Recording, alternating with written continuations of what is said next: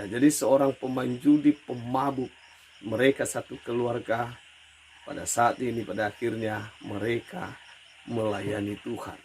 Orang yang dulu seorang pemain judi, bahkan di rumahnya orang berkumpul ya main judi, justru hari ini dia melayani Tuhan, istrinya melayani Tuhan, anak-anaknya melayani Tuhan. Luar biasa.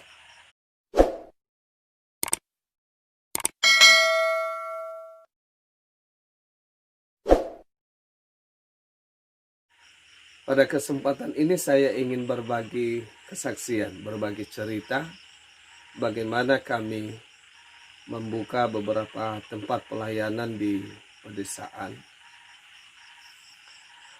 Dan secara khusus saya akan bercerita tentang pembukaan pelayanan di Dusun Uruwi itu. Ya, bagaimana perjuangan kita di dalam mengabarkan Injil, di dalam memberitakan keselamatan buat saudara kita. Di Dusun Uruwi ini adalah salah satu tempat pelayanan yang kita buka, walaupun ada di tempat lain. Dan saya hanya ingin pada saat ini, ya dalam kesempatan ini bercerita tentang pembukaan pelayanan di Dusun Uruwi dan bagaimana bisa berjalan sampai hari ini. Pelayanan itu di Dusun Uruwi dimulai dari kunjungan.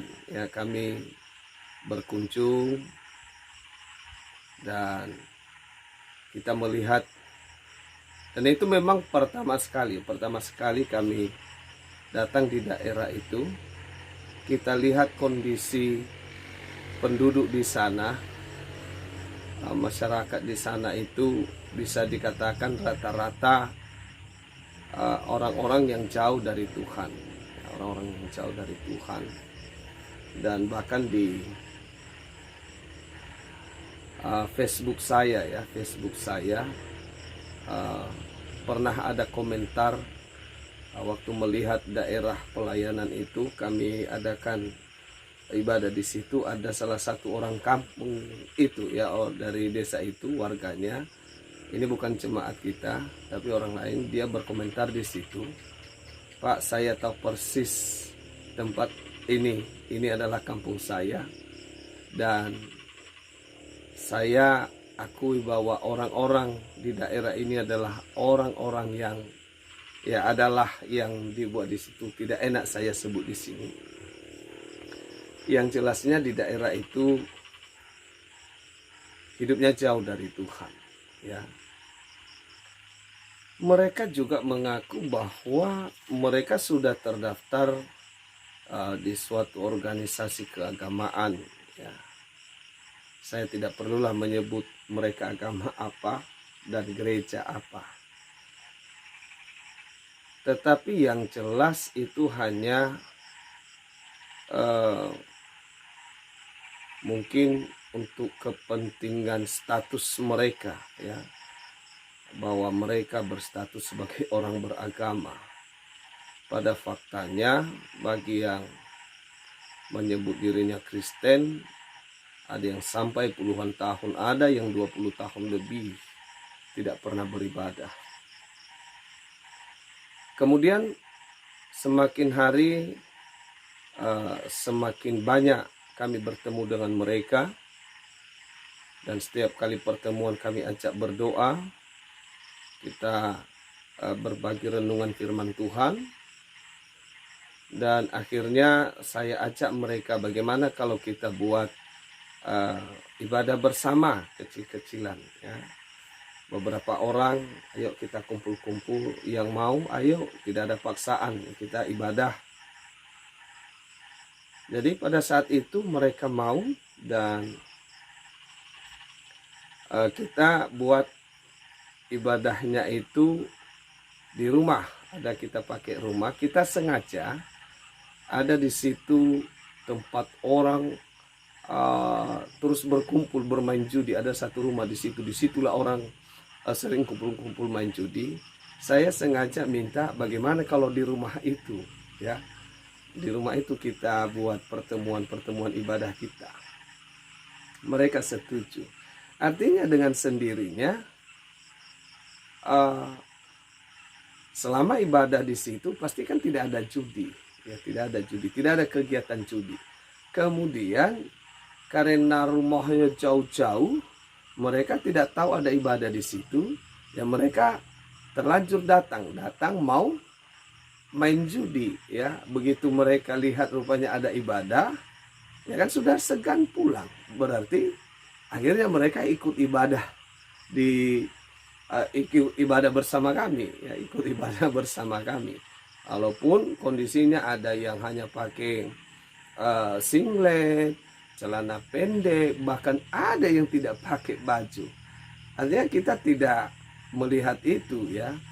Terus kita semangatkan mereka, tidak masalah, ayo gabung aja kita ibadah, ya. Tuhan tidak melihat pakaian kita, seperti itu. Nah, akhirnya ya puji Tuhan, mujizat demi mujizat Tuhan juga terjadi. Ada beberapa orang juga yang sakit di sana disembuhkan Tuhan Yesus. Bahkan ada salah satu orang tua, ya, orang tua, mertua daripada pemilik rumah ini yang kita adakan ibadah itu, kan saat itu sempat menderita penyakit gangguan jiwa, ya, gila. Dan puji Tuhan, hari ini dia sudah sembuh, sudah sehat, ya, sudah rajin beribadah kepada Tuhan. Dan ada beberapa yang lain disembuhkan oleh Tuhan Yesus. Akhirnya mereka terus mau datang. Lalu pada saat itu kita tetapkan sore Minggu jam 3. Setiap hari Minggu jam 3 sore kita ibadah di sini, ya. Terus entah berjalan selama 6 bulan. Rumah itu, ruangan itu mulai kurang, ya. Ruangan itu tidak mampu menampung karena ruangannya memang kecil. Akhirnya kita sepakati kita ibadah di halaman rumah. Kebetulan kan kalau sudah sore itu artinya sudah tidak kena panas lagi, ya, sudah terlindung di halaman rumah itu. Hanya kalau hujan, ya itu baru tidak bisa ditahan, berarti harus pindah ke dalam rumah, ya. Semakin hari semakin bertambah yang mau ikut ibadah setiap sore Minggu, ya, datang dari kebun-kebun, dari dalam mereka datang. Jam 3 sore itu mereka kadang sudah lebih duluan daripada kami. Dan puji Tuhan, inilah juga keajaiban Tuhan, ya, keajaiban Tuhan itu. Hampir 5 bulan kami ibadah di halaman rumah itu. Kami tidak pernah kehujanan. Dipastikan sore Minggu jam 3 sampai selesai kami ibadah tidak pernah hujan, sebagaimanapun hitamnya awan, ya, sebagaimanapun mendung. Pasti yang kami tahu dan yang kami saksikan, tidak pernah kami berpindah ibadah karena hujan, tidak pernah. Tuhan juga tahu, itulah dahsyatnya Tuhan itu. Lalu kami terus berdoa. Kita bergumul untuk pembelian tanah pertapakan gereja, karena jemaat itu sepakat kita buat satu pos pelayanan, ya. Kita buka satu gereja. Dan puji Tuhan, Tuhan juga jawab doa kami. Ada seorang anak Tuhan menyumbang, ya, membantu untuk pembelian tanah gereja itu. Anak Tuhan ini adalah teman-teman di Facebook, ya, yang juga kita sudah kenal lah di Facebook, walaupun tidak pernah bertemu langsung, tapi kita berteman di Facebook, ya. Dibantulah pembelian tanah itu dan kami sudah beli tanah itu. Dan di situ kami buat los, atau dalam kata lain tempat ibadah sementara. Kami buat ibadah sementara. Lalu kami senso kayu. anak Tuhan ini juga tadi membantu pembelian seng, dan kita pasang seng, kita buat tempat ibadah dari papan seperti saat ini, seperti ini. Dan puji Tuhan, pelayanan itu terus berjalan sampai hari ini. Ya, terus berjalan sampai hari ini. Kita terus bangun hubungan dengan jemaat. Kita terus bangun ibadah, ya ibadah, kunjungan-kunjungan, dan sangat luar biasa.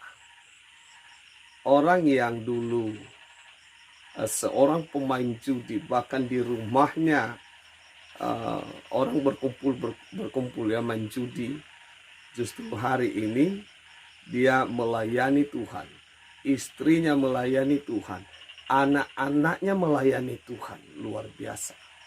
Ya, jadi seorang pemain judi, pemabuk, mereka satu keluarga, pada saat ini pada akhirnya mereka melayani Tuhan. Itu hanya salah satu. Masih banyak keluarga yang lain, keluarga-keluarga di jemaat itu. Ya, sampai hari ini mereka tetap setia melayani Tuhan, mereka tetap setia beribadah kepada Tuhan. Memang kita tidak bisa mengharapkan mereka untuk untuk menyokong keuangan gereja, ya, karena 100% lah, saya katakan 100% mereka itu adalah semua tergolong keluarga tidak mampu, ya. Bahkan mereka itu rata-rata 100%, saya katakan 100%, mereka itu adalah keluarga-keluarga yang layak dibantu, ya. Maka saya terus semangatkan mereka, jangan malu ketika tidak punya persembahan, jangan malu ketika tidak bisa memberi apa-apa dari apa yang kita miliki. Ya, setidaknya diawali daripada mari menyerahkan hidup sepenuhnya kepada Tuhan dulu. Ya, kita harus diperbaharui, hidup kita diperbaharui dulu oleh Tuhan. Ya, puji Tuhan, hari itu ada sedikit berkat Tuhan. Kami sudah mulai pembangunan fondasi, ya, kami sudah mulai membangun fondasi, walaupun saat ini masih terhenti juga karena tidak ada dana kita. Kami juga masih berdoa, dan terus berdoa, ya. Kami percaya bahwa Tuhan akan menolong kami untuk pembangunan gereja itu bisa Tuhan selesaikan. Pembangunannya baru fondasi, itu pun belum keliling, belum keliling semua lah, masih sepertiga.